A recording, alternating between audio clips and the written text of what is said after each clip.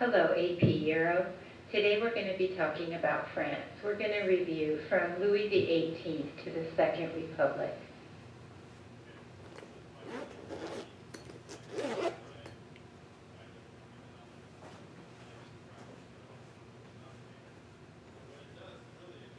When Louis XVIII becomes monarch, he agrees to be a constitutional monarch.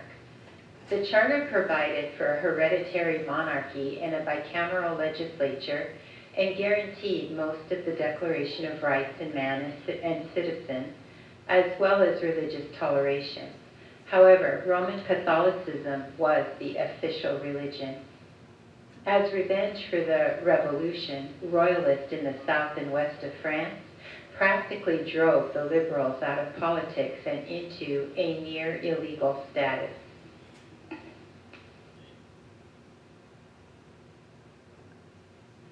As you recall from the reading in the last unit, Charles X paid money to aristocrats who lost land in the French Revolution. He also put in ultra-royalists in the cabinet in 1829 in response to liberals. The Revolution of 1830 resulted in Charles X abdicating the throne, which ends the Bourbon dynasty.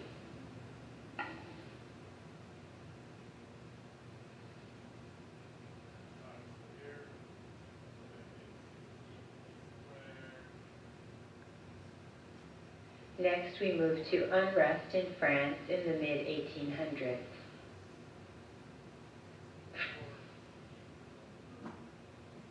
You recall Louis Philippe. The monarchy under Louis Philippe was politically liberal. There was freedom of religion and freedom of the press. However, he was socially conservative with little regard for the lower classes. Revolts were put down violently. As a result, he loses public support, and attitudes toward Louis Philippe changed over time from positive to negative. In this illustration, you can see that his looks are compared with a pear. Louis Philippe and his minister were seen as corrupt.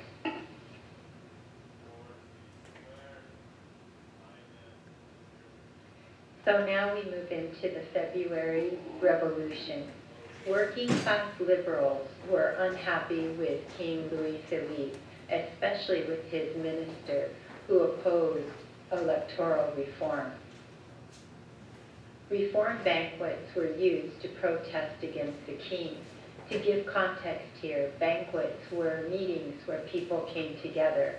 When the Paris banquet was banned, crowds of Parisians paraded through the streets, demanding the finance minister's ouster, and as a result, he resigned from office. Here you see a satirical political cartoon titled Not Too Steady. Crowds erected barricades and there were clashes between them and the municipal guard. These clashes resulted in Louis Philippe losing control of Paris, so he abdicated on February 24th and fled to England. 1848 had been a pivotal year in French history. France experienced the three-day revolution that ended the reign of King Louis Philippe and replaced him with the president, Louis Napoleon.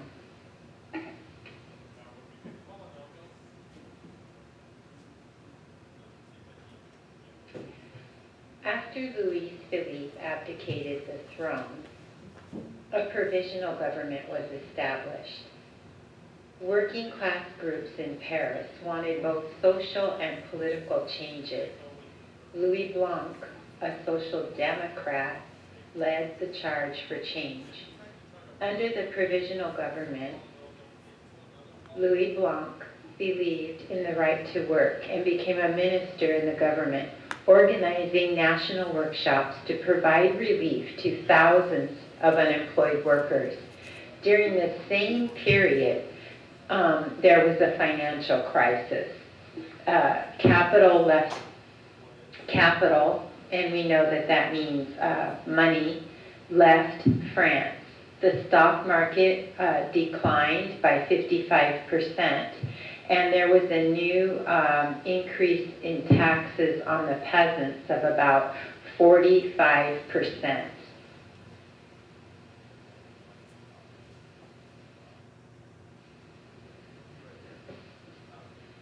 The conflicts between liberals and socialists were over the timing of elections to the Constituent Assembly.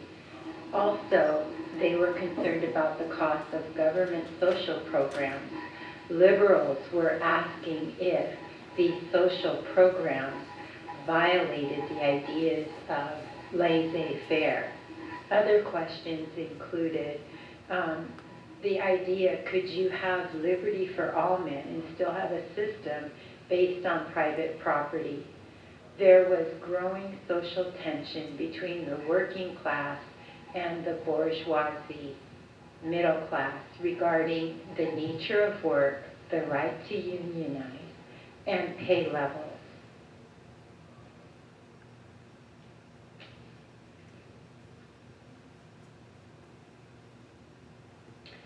April elections resulted in a conservative majority in the National Assembly.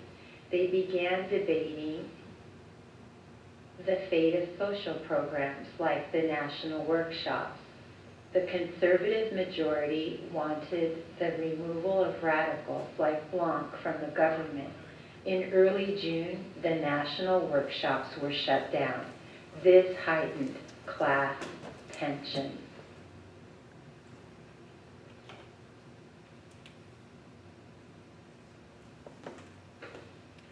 Worker groups in Paris rose up in resurrection. They said the government had betrayed the revolution. Workers wanted a redistribution of wealth. Barricades in the streets were erected. People used furniture from their homes to block streets. Victor Hugo's Les Miserables was based on this event. A new liberal conservative coalition formed to oppose this lower class radicalism.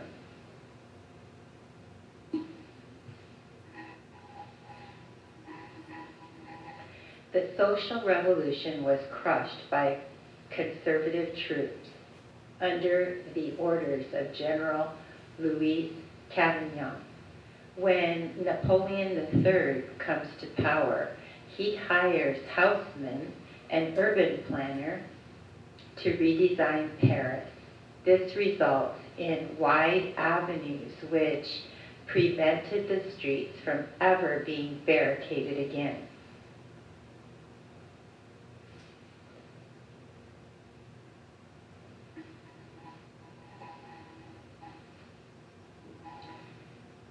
General Louis Cavaignac assumed dictatorial powers. 10,000 were dead. This is a victory for conservatives.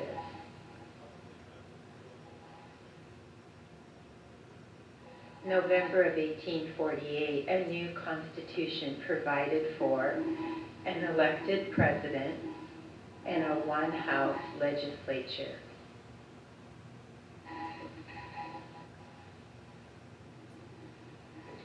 The December election. The law and order candidate, Louis Napoleon Bonaparte, defeated Cavaignac. This was a big shift in middle-class opinion to the right. The new president, Louis Napoleon Bonaparte, purged the government of all radical officials. He replaced them with ultra-conservative and monarchists. He disbanded the National Assembly and held new elections. He represented himself as a man of the people, but his government regularly used force against dissenters.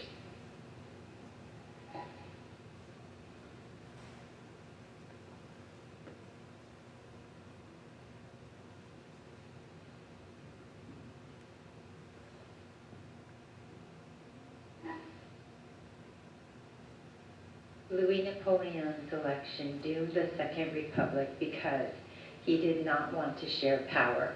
On December 2, 1851, he seized power called for new elections, and received support from voters. The Constitution was rewritten, allowing him to consolidate his power. He controlled the legislature, censured the press, and harassed opponents. However, over time, he offered liberal concessions, such as permitting freer debate in the legislature and relaxing laws on the press and labor unions. Okay, so the majority of the presentation has been a review. I thought that it was important to give the history of these revolutions in context because the unit that you've been reviewing basically breaks the French revolutions up by period.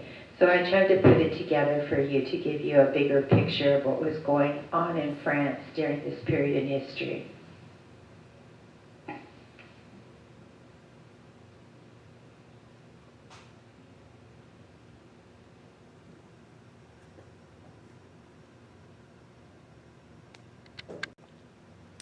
Copy the information that you see here onto your paper in your workbook.